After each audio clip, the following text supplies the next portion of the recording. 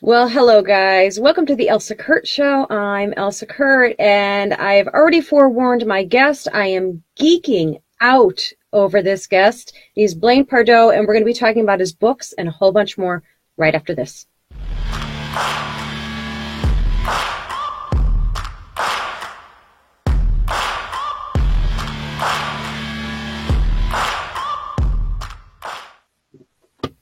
So I have to tell you right off the bat, Blaine, that I did the reader's mistake, and I didn't check with you first on the pronunciation of your last name. Did I kill it or did I do it No, right? it's Pardo.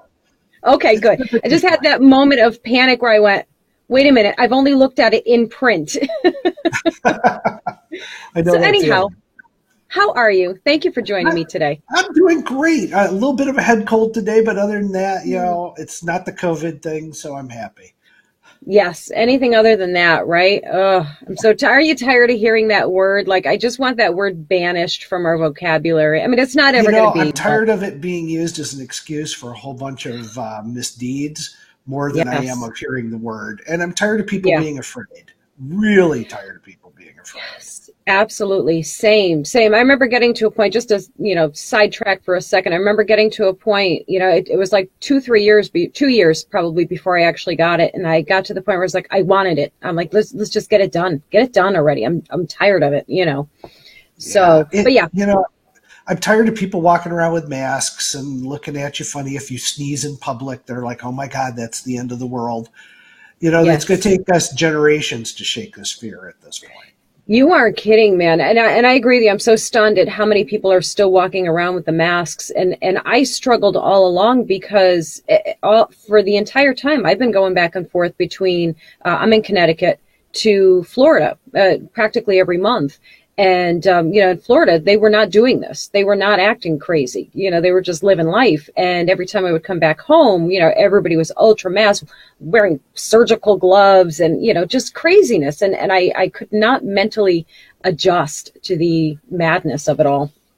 Well, and that's part of what I get to capture in the book is where COVID took us. It started with a virus and ended with a coup. Yeah. Oof. All right. So now, even I did so many segues here into other things, but let me just restart here by reading this off. Okay. You are an award-winning New York Times best-selling author of numerous, and I mean numerous, like you have to go to the website and see just how many, science fiction, military history, true crime, horror, and business leadership books. And that's just the tip of the iceberg. There's so much more articles, and it's beyond words to me how much you've accomplished in this lane. Actually, in all of the lanes that you're in, it's just incredible. Now you have a brand new release out. It's the third book in your Blue Dawn series, and it's called Confederacy of Fear, and it released on January 24th. So first, congratulations on that release. Always They, exciting when a book baby's born. it is. I'm still waiting for my author copies to show up. So it's one of those things. And most people don't always think we get our books first. We're the last people as authors to get our books. But That's I'm so loving true. it. Yeah. I'm loving it. Oh, It's a lot of fun. it's so cool. It's such a great feeling, all of it. Now, let's kind of like work backwards a little bit here. It's right currently it's a 3-book series. This is the third book. I don't know, is there going to be more after this, or I is it just just a finished 3? writing book 5. It should go to about 10 in the series, and then there's going to be some supplemental stories that get told. So it's a Wow. big set of character arcs, and it really covers the Second American Civil War that takes place after the progressives overthrow the government. And Mm. it's really kind of a alternate history book, but at the same time, it's based on everything that the progressives say and do. I mean, I get my best research material out of watching CNN when I'm at the gym in the morning. They literally feed me lines that I'm able to use in the book. It's crazy.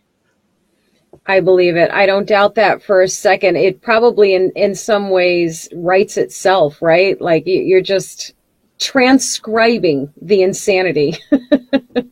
They make it so simple, and they actually provide me some of the characters in the book. So That's amazing. there's very veiled references to who some of these characters are, and the main villain is really patterned after AOC, which is just a blast to do. Yes.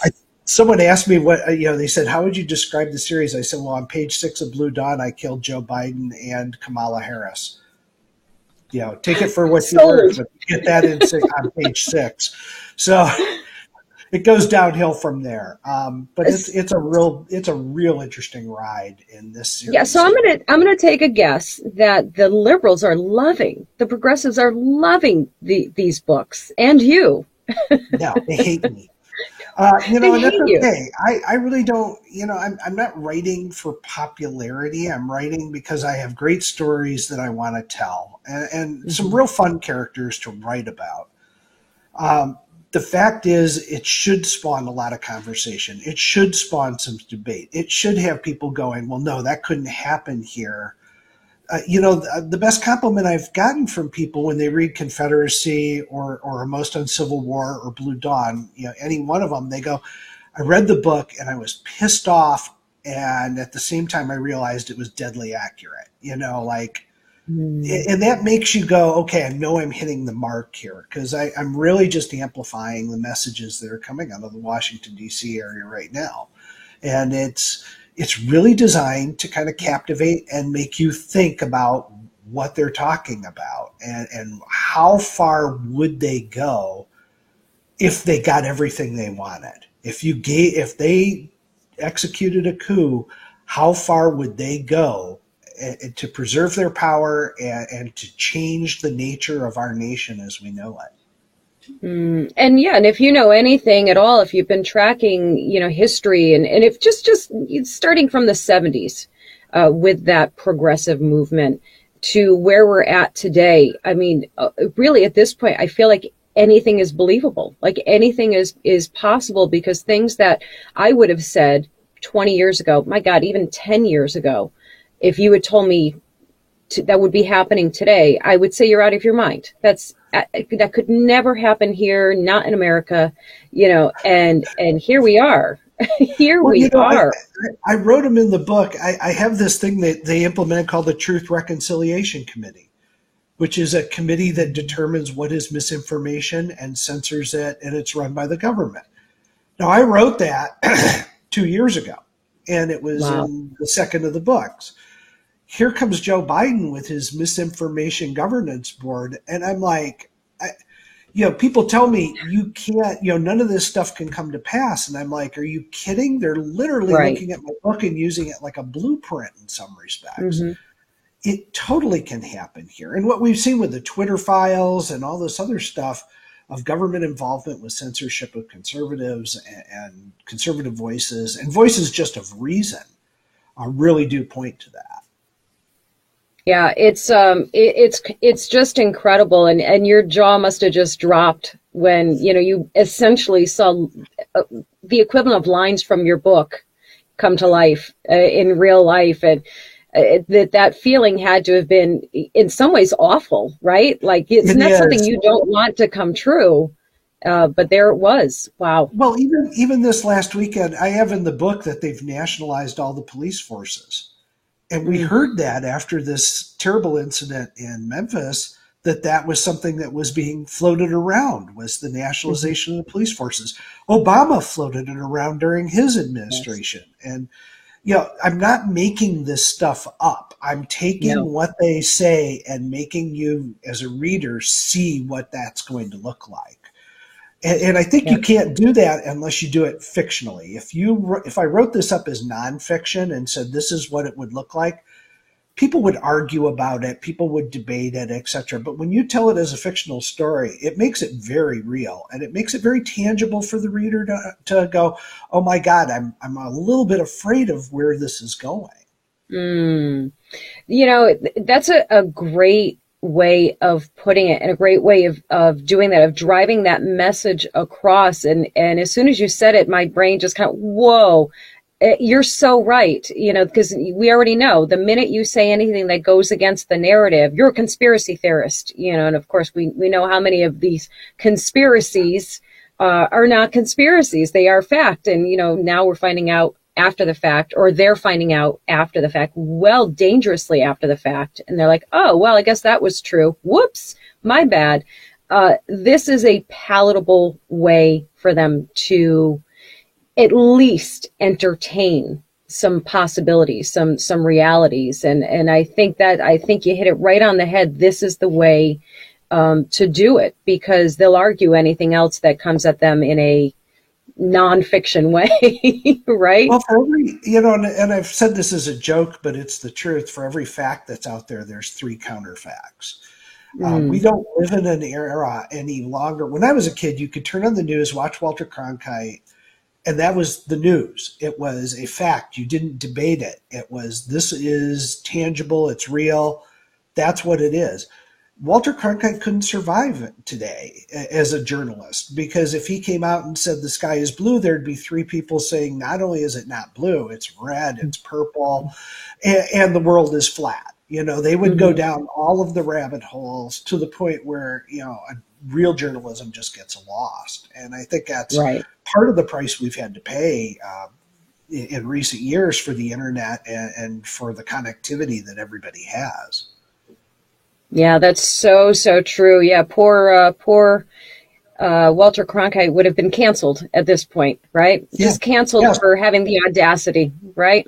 Well, he wouldn't be on the air because he's a white male. And there's this war on guys like me who are pale, male, and stale. They kind of go through and nuke us, real quick and say those guys can't be out there anymore. And it's kind of embarrassingly funny. I laugh about it, but there's an air of truth to that. And it's also true in the publishing industry.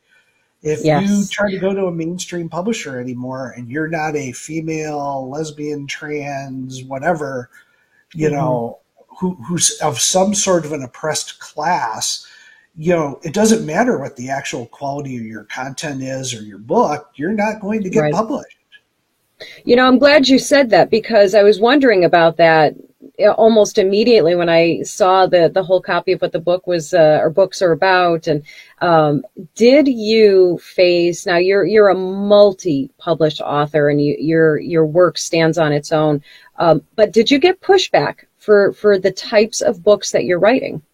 Yeah, I think the biggest thing is when they announced Blue Dawn, and I'm talking they announced it, the book wasn't out.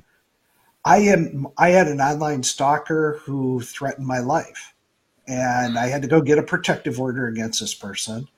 This person continued to harass me and harangue me, made other threats to me, veiled and otherwise.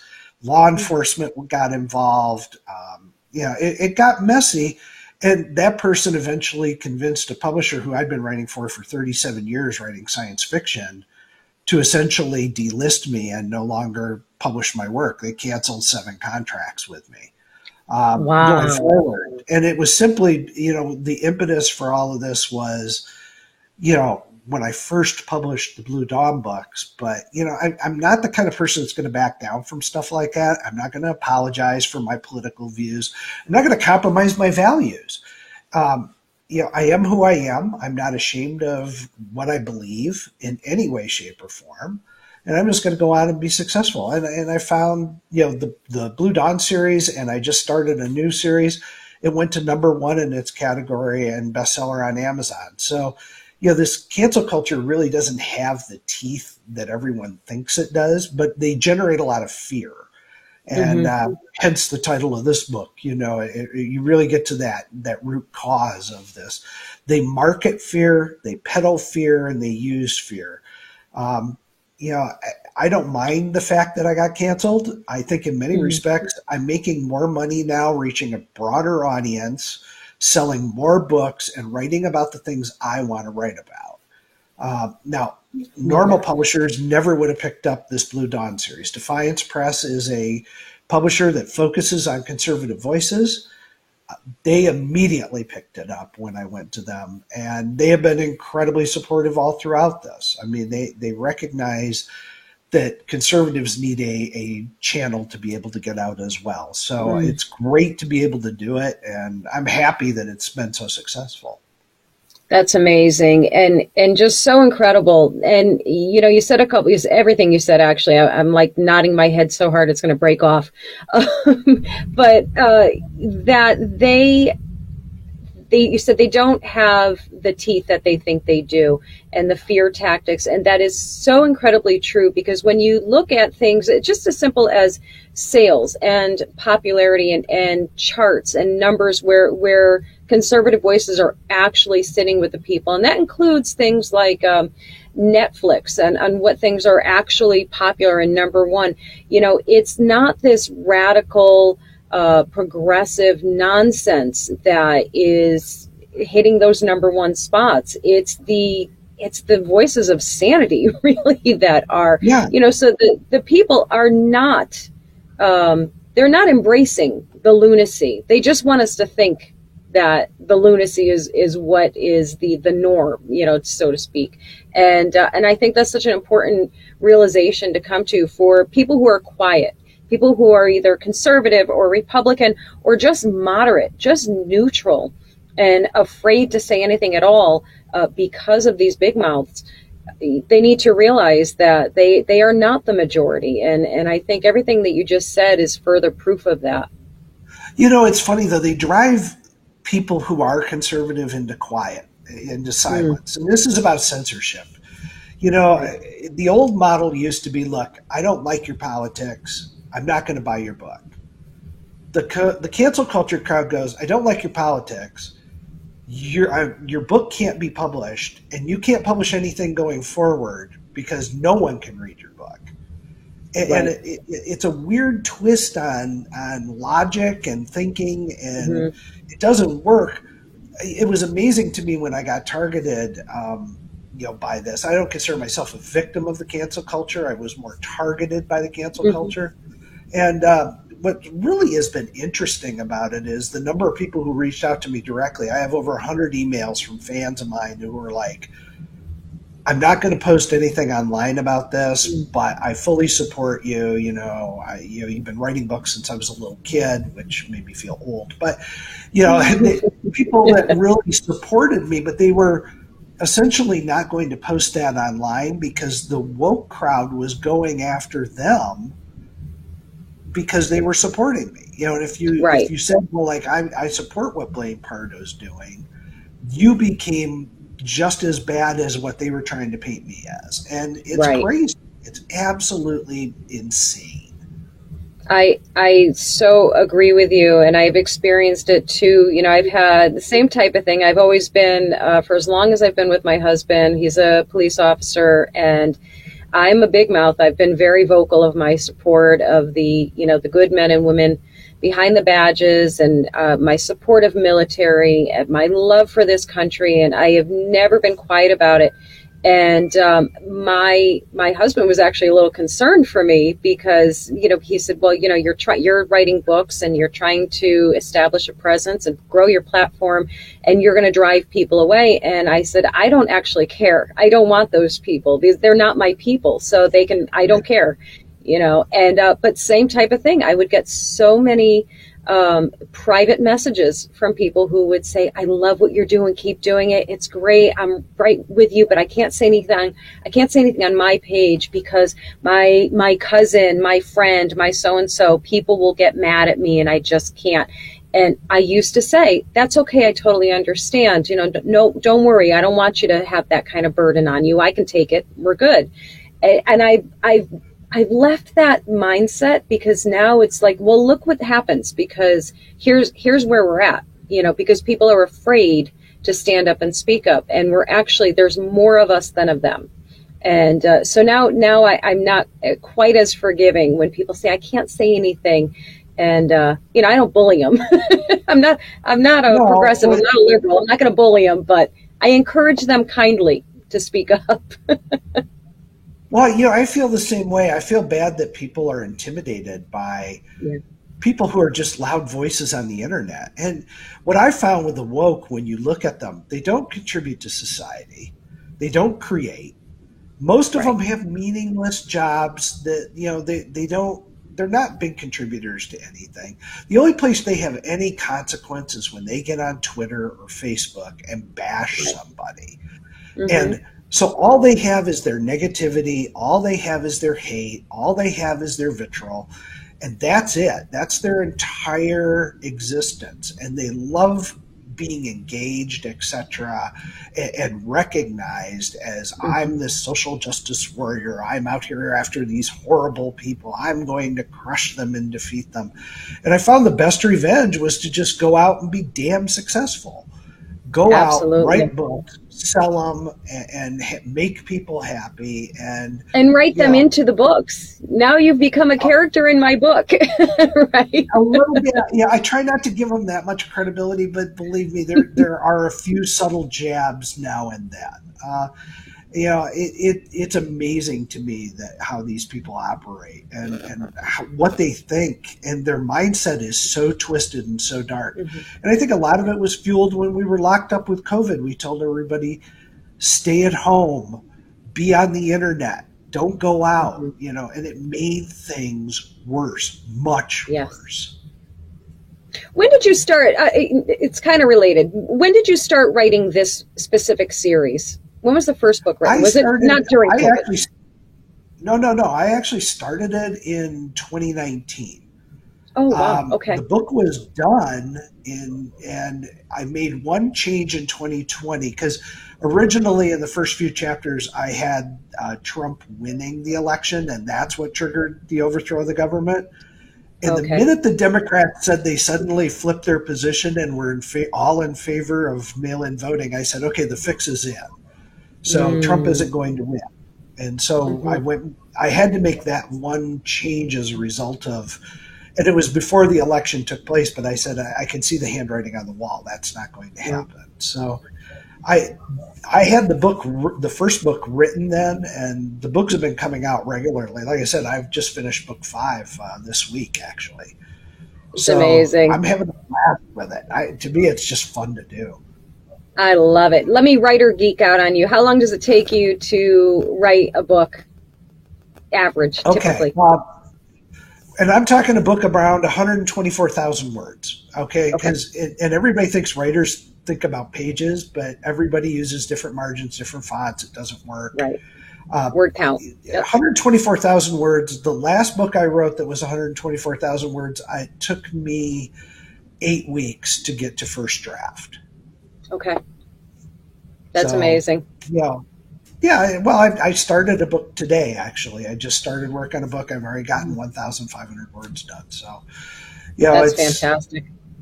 fun. I like it. It keeps my brain functional, and I don't feel right if I don't write something during the day. I'm not.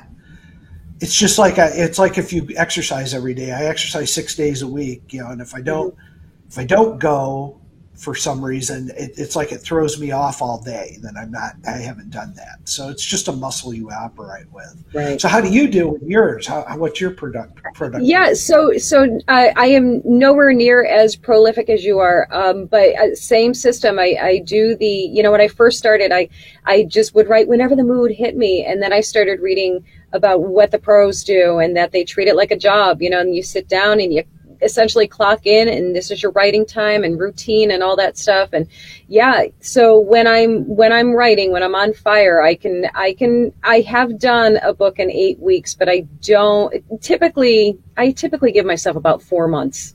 If when I commit, it'll take 4 months. But That's good. yeah, so I love it. I love hearing your process is it's like literally, if you could call it a perfect process, I would call it a perfect process. That's the way. Like, you could teach. Do you teach it? Do you teach any writing type stuff, or you're too busy writing? Well, yeah. One, I'm too busy writing, and two, could you imagine me applying for a job at a local college? Good The point. first thing they would do is pull up my op-eds and stuff that I've written that are conservative and go, oh my God, we'd never hire this guy. Regardless of my credentials, they would never bring me in. Yeah, No, I good don't point. teach. I'd love to, and I really wanted to. I retired early 3 years ago from Ernst & Young, where I worked. And I've been writing ever since. It was the plan. Wow. But I would love to have done teaching, but I just realized that I'm not going to be able to get in at a college or university level to be able to do that. They're just not going to, they don't want dissenting opinions in there, or they don't want somebody that the student body is going to react to. True. Yes, very true. Very true. Oh, that's too bad. They're missing out on an absolute gem. What a loss for them, boy. So tell me, and I'm just looking at the time, and I'm so angry that our time is dwindling here. I could go on and on with you. Tell everyone first where they can find your books, where they can find you and your books, all of your work. Look, I'm out there. I'm on social media. You can get me on Facebook. I'm bpart0870 on Twitter. I'm on all the major social media stuff. You can get my books. The best place is Amazon. I'm not a big fan of big tech, but I also am dealing with the realities of the situation. And, you can get my books there. Just look my name up. You'll see the body of work that I have. And, there's something there I'm sure that'll appeal to you, no matter what your fan base happens to be. Oh, yeah. The catalog is just exceptional. It's just huge. I stopped counting at like 60 different things. The long line. Yeah, okay, I've got an idea now. Juan and I were talking before the show, and I'm like, I know it's up in the 90s at this point, and I stopped counting around the 50 mark because, it becomes an ego thing at that point. It's like, I'm just writing books at this point. I've had 2 out this month, and I've got 1 coming out in 2 weeks. So it's a machine. You have now this is probably like the worst question to ask you, and I'm going to ask you anyway. Do you have a favorite? Is it even possible to have a favorite at this point? No, it depends on the mood I'm in, depends on what I like the most. Certain books have a certain appeal to me. There's certain characters I love, and they're my favorite characters. It's not so much that the book's there, but and I always tell my wife, I have better relationships probably with my fictional characters than I do my actual friends. So relatable. One of my neighbors walked up to me in the gym the other day, and he goes, Blaine, and I'm looking at him. I'm like, I know who you are, but I don't know. I can't remember your name. And he goes, I'm Walter. I live 3 doors down. And I'm like, crap. And I said, look, I've been dealing with fictional people. Sorry. Yeah, that is so relatable. It hurts. All right. Now I'm going to ask you too. I'm trying to throw them all in really quick. Which would you want to see turned into a movie or series? Personally, if I had my pick, I would say this Blue Dawn. Blue Dawn should be a series. I think Blue Dawn would be an awesome series to do. Yes. It's got to find the right channel. I think something like Daily Wire or somebody could pick it up and do a series on it, and I think it would really resonate. Daily Wire, pay attention. Yeah. I mean, I don't think that would ever fly with like HBO or anything like that. It's got to be something that addresses the conservative need. I agree. And last thing I want to ask you about is I saw that you and your daughter have a podcast, a true crime podcast. It's called Tantamount. Yep. And I'm assuming it's based on your book, Pursuit of the Freeway Phantom Serial Killer. Tell me how that came about. That is so cool. Well, my daughter and I are the only father-daughter duo writing true crime. That's so cool. We have a blast doing it. We both like reading true crime, and so we pick a case and dig into it. We've done the Colonial Parkway murders. We like doing cold cases. We occasionally will slip in a closed case, and that's the next one we're working on, is a closed case, but it's got some twists and turns with it. And so it's just fun. The Freeway Phantom stuff was just, we decided we had to try a podcast. It's her and I having some fun together, father-daughter wise. I holler out to murder scenes. It's gross. It's weird. I love it. What a cool, fun, unique bonding time for father-daughter. I think that's beyond awesome. Yeah, she's a lot of fun. My son's very successful on his own too, but she likes doing the writing. That is so cool. So cool. Blaine, I feel like I could not possibly get enough time with you to hear about everything that you've got going on. We will suffice with sending everybody to your website, to Amazon, to check you out. I can't thank you enough for coming on the show with me. Thank you. Thank you very much, Elsa. Absolutely. All right, guys. This has been the Elsa Kurt Show. That was Blaine Pardoe. He is a multi-published author, New York Times bestselling author. Go check him out. Thanks for watching the show. We'll see you next time. Oh! What is wrong with you? Sorry. I thought I canceled this subscription and I still have it. I really need to figure out how to handle my finances better. Yeah, no, I used to have the same problem. I just use Hiatus. Hiatus? It's super easy. I'll explain it to you. Just no more of those weird growly sounds, please. Download the app. You'll be able to see all your subscriptions and cancel the ones that you don't need or want. See which of your monthly bills are negotiable, and Hiatus will negotiate for you. And you'll be able to set up a custom budget. Hey, family, if you're looking for the perfect gift for the reader in your life, why not check out one of my books? They're all available on Amazon and most major online book retailers, as well as elsakurt.com.